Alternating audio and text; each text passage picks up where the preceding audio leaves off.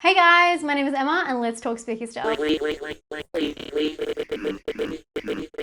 Hi guys, I'm back. Thank you for having me. Thanks for being here. I can't wait to get into this because I have a lot of movies that I've watched. I've watched so much over the past month. So I'm very excited to share that with you and share some other goodies that I have right here. I can't wait. I'll show you in a sec. Anyway, let's jump straight into Letterboxd, and if you are following me, I will follow you back. Okay, back at the very start, guys. Oh, The Stranger Beside Me. I read this book and then I wanted to see the movie that it was based on.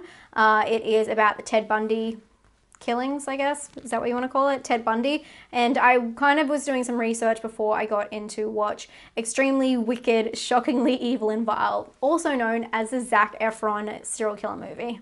I have a full review on that if you want to check that out. I then rewatched Oculus. I have seen this before. It's not saying it's rewatched, but I have seen it before. I just couldn't remember it that well, so I wanted to check it out. It's alright. It's not one of my favorites, to be honest, but I know a lot of you guys really like it. I then watched The Night Eats the World, which is a French zombie film. I did Come With Me for this one. I quite enjoyed it. Some people have been saying that they weren't a huge fan of it. They felt like it was slow and nothing much happened. It is more of a kind of a drama film than a full-on horror, I will say that. I then watched Us again, guys. I went and saw Us for the third time in the cinema. It is still playing here. I love this film. I know it's out on Blu-ray now, right? And I'm still watching it at the cinema, but it's so good and I'm still not over it. I then did a little Final Destination spree. I watched Final Destination 3, Final Destination, well, The Final Destination, which is such a funny title, and then Final Destination 5. I did this just because I was kind of home, I didn't have much on, and I just started watching them in the background, but then I actually started paying full attention to them, and I forgot how much I loved them, and from there, it sparked a That Scene video that I did on Final Destination. If you haven't checked that out, I break down one of my favorite scenes of Final Destination, so you have to check it out. And then watched American Mary. I did this for Does This Offend You episode, where we talked about American Mary and Freaks. And I don't know, I love American Mary in a way, but it's also not a great film sometimes when you watch it back. I'm saying that really hesitantly because I know a lot of people love it and I love it too. Like, I've given it a 7, but sometimes I just feel like it's so flawed. More that it's only obviously flawed because there was so much potential in it, if that makes sense. I then watched Pokemon Detective Pikachu. I love this film. I thought it was like every Pokemon gal's or guy's dream. I'm a huge Psyduck fan, love Psyduck, and Psyduck was one of the main characters, which was very lucky for me, so I really enjoyed it. I would have enjoyed seeing a lot more of the original Pokemon. I felt like they had like maybe 20, 30 Pokemon and they just showed them over and over and over again. So hopefully they make some more because I'd be so into that. I then watched Freaks, which was again part of the Does This Offend You stream. You guys really like this film. I love it too, so I don't blame you. And then I watched Polaroid, which is a new horror film that is about a camera that kills people. Kind of like The Ring in a way, like you watch the tape, you die. And I feel like that's the same thing for this because they kind of have to go into a journey to figure out why the Polaroid camera has this effect on people. A lot of you guys hated this film. What did I rate it? I see you there, Ben, and Danny. Danny gave it a half star. I gave it 2.5. I didn't think it was half bad, but I feel like this brings up a bigger, broader conversation about people hating newer films or disliking newer films, or not enjoying them, I should say. Newer films because they don't have a lot of oomph to it, a lot of heart. But if this film came out in like 90s or early 2000s, I think it would have done really well. I think it's just the wrong time for it. I then watched I Trapped the Devil because I was hearing such amazing things about this, but I did not like it that much. It is about a man who is visited by his brother and his brother's wife, I believe, and he says that he's trapped the devil down the basement, and they're like not believing him, and it's kind of like they look like people kind of situation, if you've seen that, which I think is a better take on this. A lot of you guys, you can see there's a lot of stars that are, it's either big or small. I can see Raiders is 2.5 and so is Ben. I kind of felt the same. I think I rated it 2.5. Yeah, it was okay, but I feel like it's been better done in other circumstances. But it's also a low budget film, so you got to appreciate them trying something new for that. I then watched Scream 2, which I love. I love the Scream movies. I'm such a Scream fan. And I watched Caught in between this, which is a kind of like one of my thriller stalker films about a wife who catches, I'm going to ruin it for you because it's awful, catches the woman who's cheating on her husband with her. Wait. Who's cheating with her husband. That's a better way of putting it. And like keeps her hostage in the house. It's not really a big deal. It's kind of a silly film. Anyway, I watched it because I can't get away from the stalker films, guys. I then watched Scream 3. Just after watching Scream 2, I really wanted some more Scream in my life. And then I watched The Cabin in the Woods. I watched that with my patrons. Patreon fam, hello. Some of you guys really enjoyed it. Some of you guys not so much. I'd love to hear what you guys think about Cabin in the Woods, because I feel like a lot of people are split on thinking it's an amazing film or thinking it's really bad. Which is funny because I think the first time I saw it, I was really blown away with how self-aware it was and how cheeky it was. But this time it was kind of a little bit boring. But it wasn't too bad. I don't know. I'm like very indifferent to it, I guess. I then watched Interview with a Serial Killer. This was just something I think was on Netflix and it goes for 44 minutes. So I just want to watch something quick and easy, but it was not easy. It was a very difficult thing to watch and very sad. So I would recommend that if you're into short documentaries and you just want a little bit of true crime that goes straight to the source. I then watched In the Line of Fire, which is a movie I watched with my boyfriend. It's a very like thriller action with John Malkovich and Clint Eastwood. I didn't really love this film. I thought it was about like the president and the guy like trying to shoot the president. It was all right. It was kind of back and forth. That's why I've given it 2.5. And then after this, we both watched 187. This one had Samuel L. Jackson in it. And although it's hard to say this film without giving too much away, but there's kind of like this dilemma, personal moral dilemma for the audience while watching it. And it didn't really sink me in. It kind of lost me because of it. I'm not going to give that one away just in case some of you guys have seen it, but it's from 1997. I guess it's worth a watch if you like him. And it's a very like drama crime movie. I then watched the Godzilla from 2014. I like this film a lot. I really, really like that film. I think it's one of the best, well, it is the best American Godzilla. Like no one can say that that's not true. But yeah, I think it's done really well. I then watched Brightburn, which I also really loved, and I feel like people are split on this one as well. But I feel like for me, it was such a surprise because the bar was set so low, and a lot of people didn't like the ending, and I love the ending. And then I watched The Perfection, which is another film that is splitting people. People either think it's trash or the most amazing thing they've ever seen. I've seen so many comments being like, this is the best film that I've ever seen. Wow, there's a big claim. I didn't mind it. As you guys know, I have a full review on it. But it had a lot of flaws, but it was interesting and I encourage you to go see it. I gave it 3 here, so that's a 6. I think I gave it 5 in my review, so like a 2.5. I can't remember. But either way, I'm kind of on the fence with it. So when I give something a 2.5, it doesn't mean I hate a film. It means that I'm not indifferent to it. I can see the potential, but it didn't make it for me. If that makes sense. I'm okay with it. I then rewatched Legally Blonde, which it hasn't got my rating. I'm pretty sure it's a 5-star rating for me. This is probably one of the films I've seen the most in my life. I love Legally Blonde so much. I then watched Good Sam, which is a Netflix movie that is just like a PG kind of like silly in the background. I was knitting. I knit now. It's about a reporter who finds this Good Samaritan story and like it goes down the rabbit hole, and it was all very obvious. You guys would not like it. Just skip it, guys. Just skip it. I then watched Begotten, which is for a review thing, movie list coming up. I'm gonna leave that one for now. I then watched In the Mouth of Madness. I was rewatching a couple of John Carpenter films because I had a stream, which I'll get into later, but I needed like a refresher on some of them, and some of them I had not seen. So I rewatched In the Mouth of Madness. If you haven't seen that film, it's pretty crazy. It's about this author that some people think it's meant to be based on Stephen King. Like the author in it is meant to be based on Stephen King, like books. And it's about someone who has to track down this author.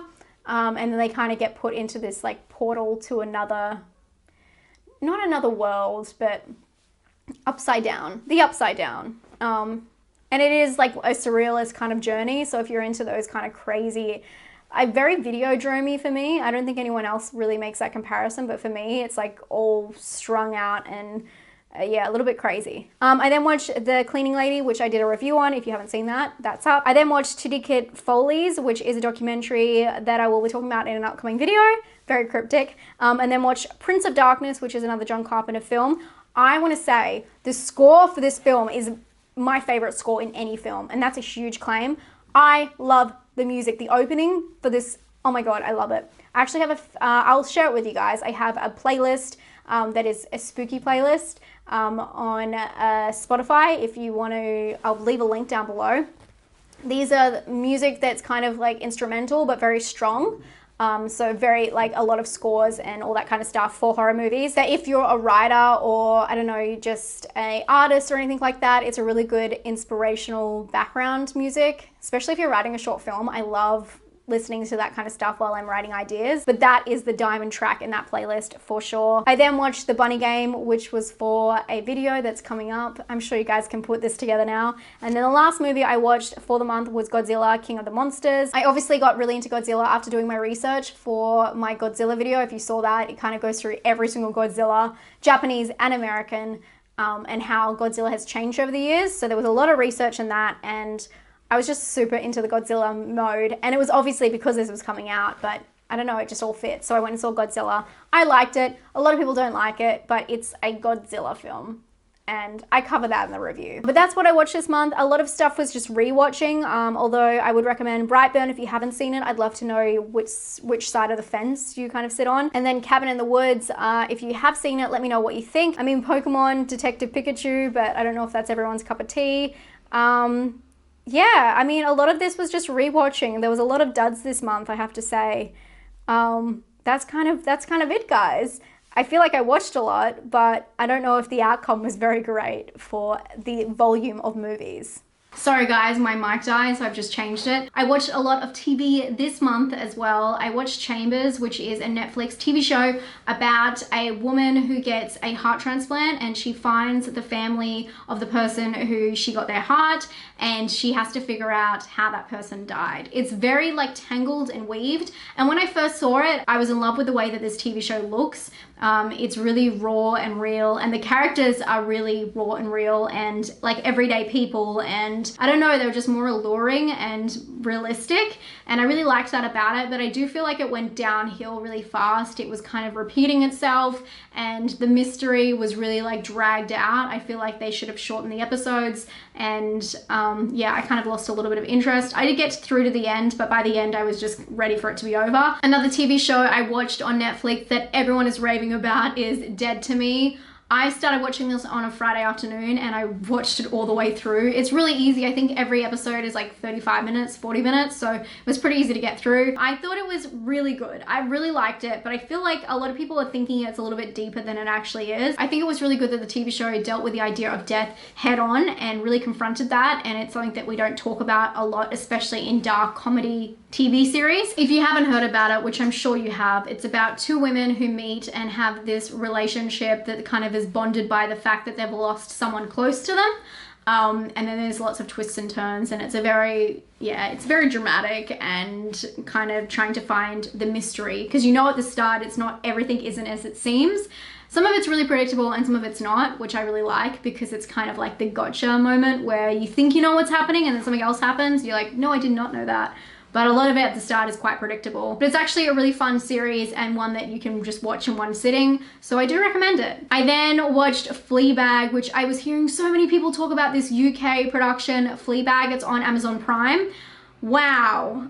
Was that a ride? This is one of those things, I can't talk too much about it because I don't want to give away much, but it's about like self-deprecating humor. I believe the lead actress is a stand-up comedian, and it's kind of about her life and her relationships with people. But yeah, I don't know. I'm not going to say it because I don't want to give it away, but if you have time, watch it. Not everything is what it seems. The other series I have been so addicted to, and if you follow me on Instagram, you know this, Veronica Mars. I never watched Veronica Mars growing up, never, not once. But I found it on Stan, which is an Australian streaming service, which had the first 3 complete seasons. And Dean and I just started watching it and I got really addicted, and now we're on the last season. So when that will be over, I'll be a little bit sad, but also I am so ready to watch Chernobyl. A lot of you guys have been asking me about it. I have not seen it because I was neck deep in Veronica Mars, and I just wanted to finish that before getting onto this because I know it's very intense. I have watched 2 episodes of the new Black Mirror. First one was awesome and I think was such a cool idea. Second one wasn't as great, which I have heard other people have said to me, but I'm really excited to see the Miley Cyrus episode next. I'll probably watch that after I film this. Of course, we got to do the Instagram show. We got to talk about who is winning. If you guys don't know, on my Instagram, I do a live stream twice a week, I guess. Well, would you call it a live stream, just an Instagram live, where I play a game called Name That Film. I give clues, you try and guess what film it is, and if you get it right, you get your name on the board, and then you get strikes for every one you win. Fritz the Cats is obviously killing the game as always. He's on 17. Misery Pop is jumping up there on 12. And Ben, you're doing so well. You're on 9 at the moment.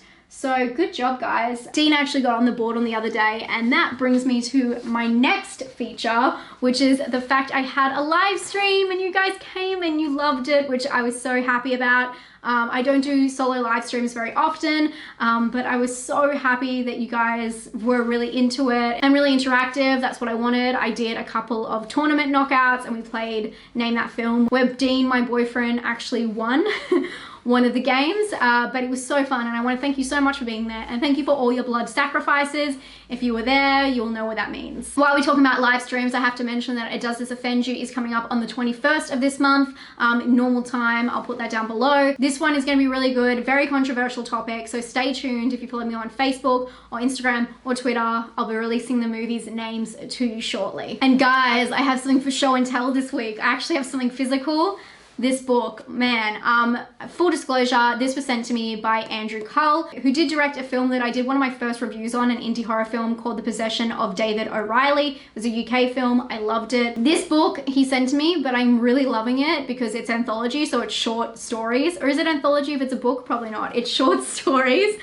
Which is so good for me because, you know, it takes me so long to read or have time to sit down and read. It is available on Kindle if you like Kindle. The first story in this book is amazing, and I just love that one the most. That one is called Did You Forget About Me? People describe his style of writing as almost a film, like a screenplay. Everything is described like it would be in a film. It's hard to explain, but it works really well for me because I'm such a visual person, so I find it really hard to get into books. And when I do, and when they grab me hard. And this one is great. Some of it's based in Australia too, which I think is really cool, and very strange because I don't really read that kind of stuff. So I would really recommend checking this out, and I was not paid by any means. He just sent me a copy because he knows that I liked his prior work. That's it for this month, guys, but I do have a monthly mission really quickly. I want you guys to let me know if you would like a 31 Days of Horror this year, or if you prefer like a, you know how I do the 12 Days of Christmas, but that as horror, but not as long, like 10 days of horror. I don't know, I'd figure it out. Kind of leaning towards the 31 Days of Horror because I've done it every single year and it'd be weird not to do it, but let me know. Don't worry about like taking up my energy and stuff like that. I'll prepare for it. Just let me know down below what you think. That's your mission. Thank you so much for coming here and hanging out with me and subscribing. I can't believe how awesome this year has been for my channel, and I really want to thank you guys for all of your support and subscribing and watching and just being there. I really love you guys, and I'll talk to you guys very soon. Stay spooky. Bye. I'm wearing the jacket. Bye.